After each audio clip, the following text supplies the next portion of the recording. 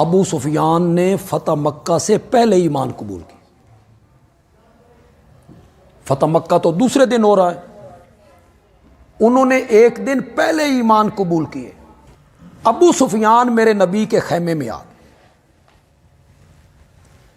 حضرت عمر رضی اللہ تعالیٰ عنہ نے اجازت طلب کی، اجازت ہو تو اس کا سر قلم کر دوں.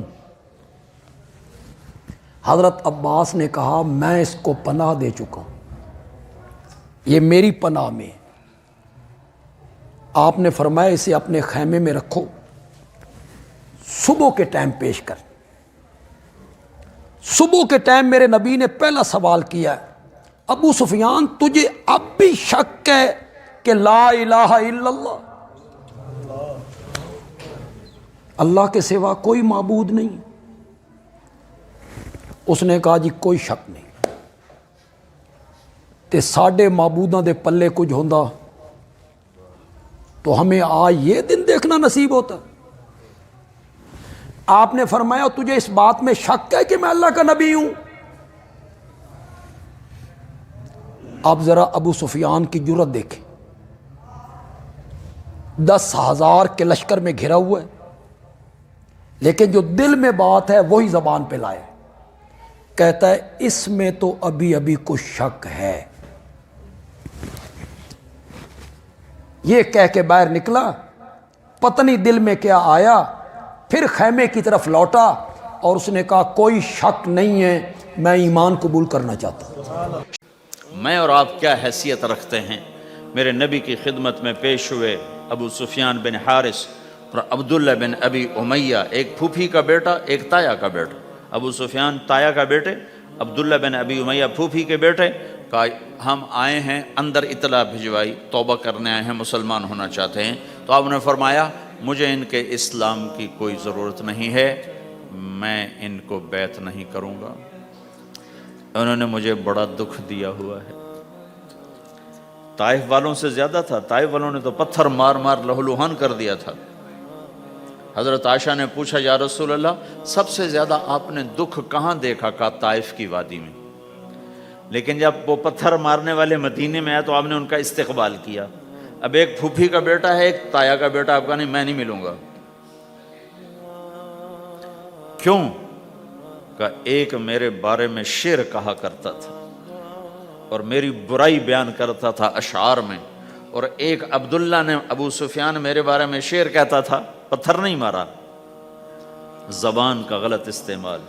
اور عبداللہ بن ابی امیہ نے مجھے حرم میں کہا تھا آسمان پہ چڑھ جا، 4 فرشتے لے کر آ، ان کے ہاتھ میں پیپر ہو، اس پر اللہ کی مہر ہو اور اللہ کی طرف سے لکھا ہو کہ محمد میرا رسول ہے، تو پھر بھی میں تیری نہیں مانوں گا. تو کہا یہ بات میرے سینے پہ ہے، میں نہیں ان کو ملوں گا. کڑوی بات تو نبی کا سینہ تنگ کر دیتی. شام کے وقت مکے کا ایک سردار، نام اس کا ابو سفیان ہے، وہ رحمت للعالمین کی بارگاہ میں پیش ہوا، اور بارگاہ رسالت میں جب آیا تو اب اس کے ذہن میں بھی یہ تھا یہ مجھے بھی کہہ دے گا جا میں نے تجھے معاف کیا.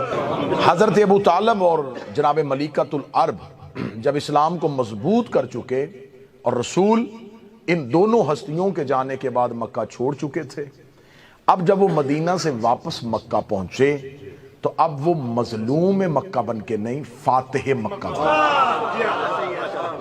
فاتح مکہ کی حیثیت سے وہ مکہ میں داخل ہو چکے تھے.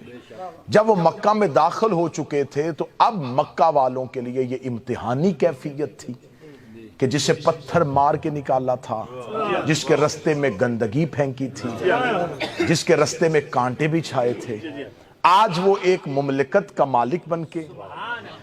مکہ والوں نے سمجھا کہ شاید کوئی سلطان وقت، کوئی بادشاہ وقت آ رہا ہے، لیکن وہ رحمت للعالمین تھے.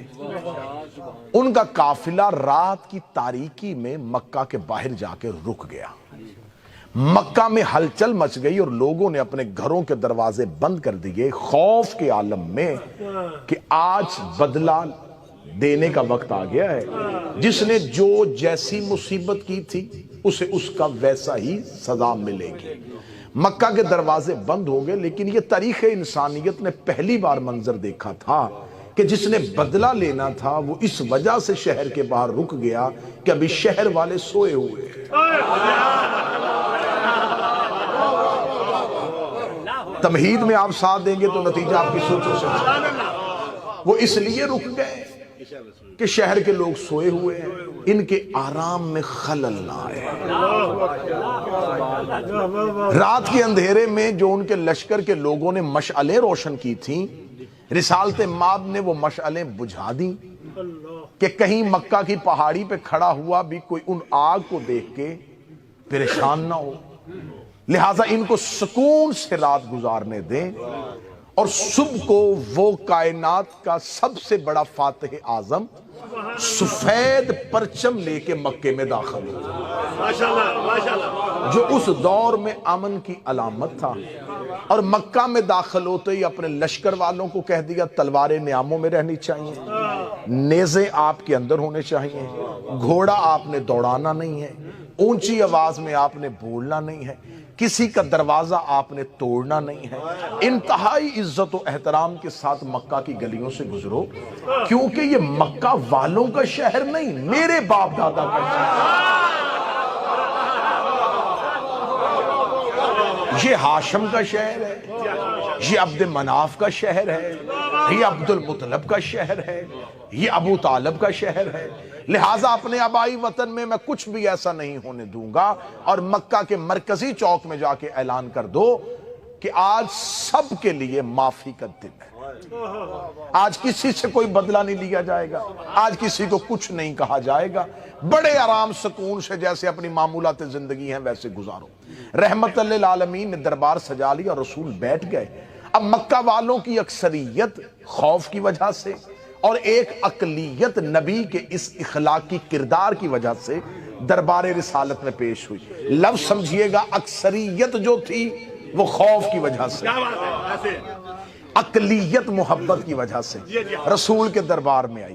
اب ساتھ کھڑے ہوئے غلام تعارف کروا رہے تھے، جب کوئی سامنے کھڑا گیا، یا رسول اللہ یہ وہ ہے جو آپ کے خلاف نازیبا اشعار کرتا تھا، اسے معاف کرو۔ یا رسول اللہ یہ وہ ہے جس نے پہلی بار آپ کے رستے میں کانٹے بچھائے تھے، اچھا چلے اسے بھی معاف کرو۔ یا رسول اللہ یہ وہ ہے جس نے مسجد میں آ کے جب آپ نماز پڑھ رہے تھے تو آپ کے اوپر گندگی پھینکی تھی، اچھا چلے اسے بھی معاف کر دو۔ یہ وہ ہے جو شیب ابی طالب میں آپ کے پیچھے جا رہا تھا، اچھا اسے بھی معاف کر دو۔ صبح سے لے کے شام تک رحمت عالمین مسکرا کے معاف کرو، اسے بھی معاف کرو، اسے بھی، جاؤ میں نے تمہیں معاف کیا، جاؤ میں نے تمہیں معاف کیا، جاؤ میں، یہ صدا مسلسل گونج رہی تھی، جاؤ میں نے تمہیں معاف کیا، جا میں نے تمہیں معاف کیا، جا میں نے تمہیں معاف کیا۔ جب مکہ کی گلیوں میں یہ بات پھیل گئی، وہ تو کسی کو کچھ بھی نہیں کہہ رہا، سزا دے ہی نہیں رہا، وہ تو معاف میں معاف کیا، جا میں نے تجھے معاف کیا، جا میں نے تمہیں۔ شام کے وقت مکے کا ایک سردار، نام اس کا ابو سفیان ہے، وہ رحمت للعالمین کی بارگاہ میں پیش ہوا، اور بارگاہ رسالت میں جب آیا تو اب اس کے ذہن میں بھی یہ تھا، یہ مجھے بھی کہہ دے گا جا میں نے تجھے معاف کیا۔ جو ہی رسول کا اور اسلام کا سب سے بڑا دشمن نبی کی آنکھوں کے سامنے آیا، لوگوں نے کہا یا رسول اللہ یہ بھی معافی کا درخواست گزار ہے۔ اب رحمت للعالمین کے اہل سنت شیعہ تواریخ کا میزان، رسالت مآب نے اس کی طرف یوں دیکھا، اب چہرے پہ مسکراہٹ نہیں آئی، اب رحمت کے چہرے پہ جلال چمکا، اور کہتے جا میں نے تجھے آزاد کیا۔ لے تمہید مکمل ہو گئی، تمہید مکمل ہو گئی۔ یہاں تک آپ نے میرا ساتھ دیا، میں آپ کا شکر گزار ہوں۔ آپ نے انتہائی عمدہ طریقے سے تمہید کو سنا، تمہید مکمل ہو گئی۔ رحمت للعالمین نے یہ نہیں کہا جا میں نے تجھے معاف کیا، جا میں نے تجھے آزاد کیا، میں نے تجھے آزاد کیا۔ یہ دراصل بہت بڑا انتقام تھا کسی سردار کے لیے، کسی رئیس کے لیے، کہ اسے یہ جملہ کہا جائے جا میں نے تجھے آزاد کیا۔ اور اس نے اس بات کا بعد میں بہت دفعہ اظہار کیا تھا کہ کاش فتح مکہ کے روز عبداللہ کا بیٹا مجھے قتل کر دیتا۔ اس نے یہ جملہ کہہ کے میری نسلوں کو بھی قید کر دیا ہے۔ اس نے کہا جا میں نے تجھے آزاد کیا۔ پھر اس کے بعد وہ مکے کی گلیوں میں جب بھی پھرتا تھا، مکے کے بچے کہتے تھے یہ ہے وہ جسے مصطفیٰ نے آزاد کیا، یہ ہے وہ جسے پیغمبر نے آزاد کیا۔ مکہ اس کے لیے رہنا قیامت ہو گیا. رحمت للعالمین واپس پلٹ کے مدینے آ گئے. اس نے اپنی نسل سے کہہ دیا کہ اب مکہ تمہارے رہنے کے قابل نہیں. جتنی دیر زندہ رہو گے ذلت کی زندگی جیو گے. کیونکہ مکہ کا جو سب سے بڑا خاندان تھا بنو ہاشم، اس کے ایک فرزند نے بنی امیہ کے سردار کو کہا ہے جا میں نے تجھے آزاد کیا. یہ موضوع آپ بہتر سمجھیں گے، جن کا دیہات اور گاؤں سے تعلق ہے وہ اس موضوع کو سمجھیں گے. اب اس کے لیے رہنا مشکل ہو گیا کہ نہیں، اس مکے میں دو ہی تو گھر بڑے تھے، بنو ہاشم، اور اس نے بنو امیہ سے کہہ دیا جا میں نے تجھے آزاد کیا. لہٰذا اس نے اپنی نسل سے کہا مکے نہیں رہنا. انہوں نے کہا مدینہ، انہوں نے کہا مدینے بھی نہ جانا، وہاں بھی رسول ہے. وہاں نہ جانا جہاں اسلام ہے، وہاں بالکل نہ جانا جہاں اسلام ہے. یمن، مصر، کوفہ، یہاں نہ جانا.